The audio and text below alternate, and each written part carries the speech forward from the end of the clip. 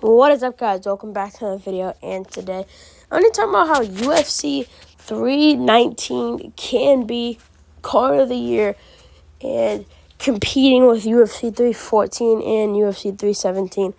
I think this card can be competing with these.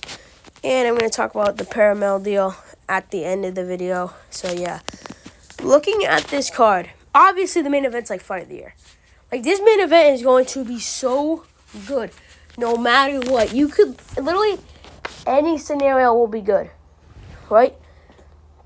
Obviously, Hamzat lay and pray, right? It won't be entertaining, but like, let's be honest, Hamzat doesn't lay and pray. If Hamzat takes you down, he's going for that finish, right?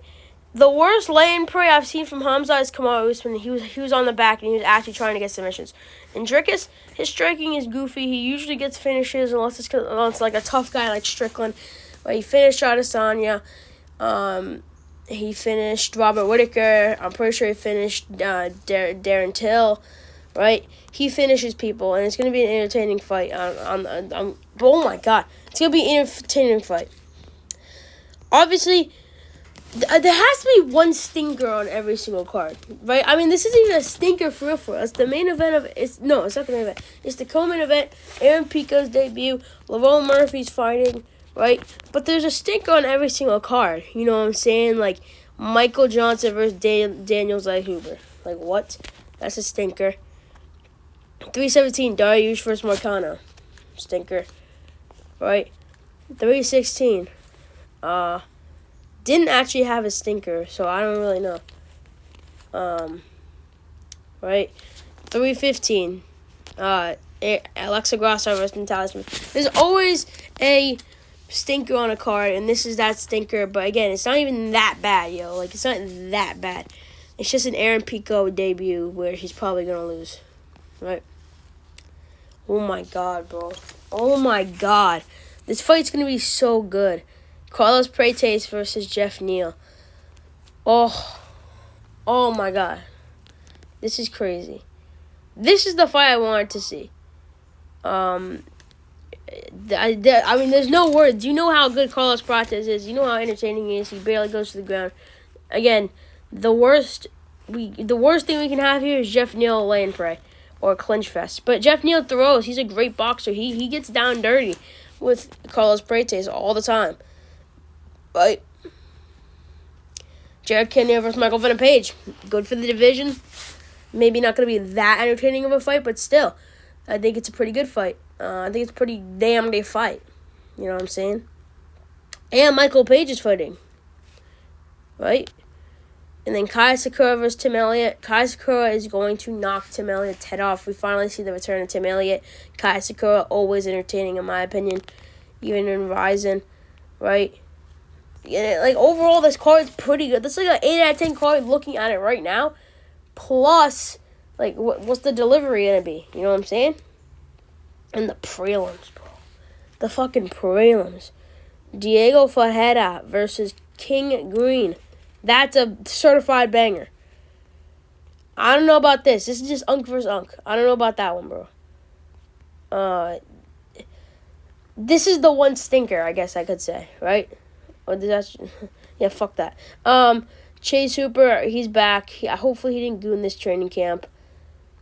Edson Barboza is back, man. People forget, man. Edson Barboza, wheel kick, man. Brian Battle is back. And then, yeah, then we got these other these other tough fights from Tough. Yeah. So, yeah. This card is great, but let's talk about the Paramel deal. I wanted to talk about this. I don't like it. Okay. Let me say this. I like it. I don't like that they're getting rid of the pay-per-views, I guess you could say. Like, I still want UFC 324, UFC 325.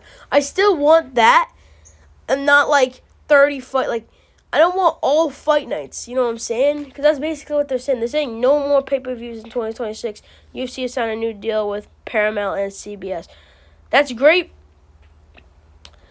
I just don't understand why WWE and like TKO are all going to these different platforms. Wait, we should have saw this coming. It was either Disney Plus or Paramount because they've already been working with those two for the prelims of the UFC, so we should have saw that coming. But, like, I don't know. It doesn't make sense that all these other things are going, like, if anything, re-sign with ESPN. If anything, right? If anything, re-sign with ESPN. So I guess I can give it a Peacock now, which was only $5.99 where I lived. That was a good deal. Now it's $30 for ESPN, and I get Paramount for free with the T-Mobile thing, and Netflix for free. And then we have to pay $40 for cable TV for SmackDown. But I don't even watch SmackDown. So I don't really care about that. But I do watch Raw. I did watch Raw last night. That Fatal 4-Way Clash of Paris is gonna be crazy. But yeah, that's probably gonna be it. This card can be goated. This will be a great card tomorrow. We are going to be predicting every main event that have been announced. And then Thursday, Sirigan has no chance against Tom Aspinall. Or does he? Then we got Edson Barboza, the most unappreciated fighter in the UFC history. Then we got Saturday. Watch this before betting on UFC 319. And then no more pay-per-view. That's not even a video idea, but yeah. My thoughts on no more pay-per-views. I still want UFC 325, UFC 326, all that. I think they should just put pay-per-views for free. They shouldn't. I don't like premium live events. Don't start calling UFC events premium live events. I'm about to crash out. Premium live events. Fuck out of here with all that. But anyways, thank you guys for watching this video. Catch you on the next one.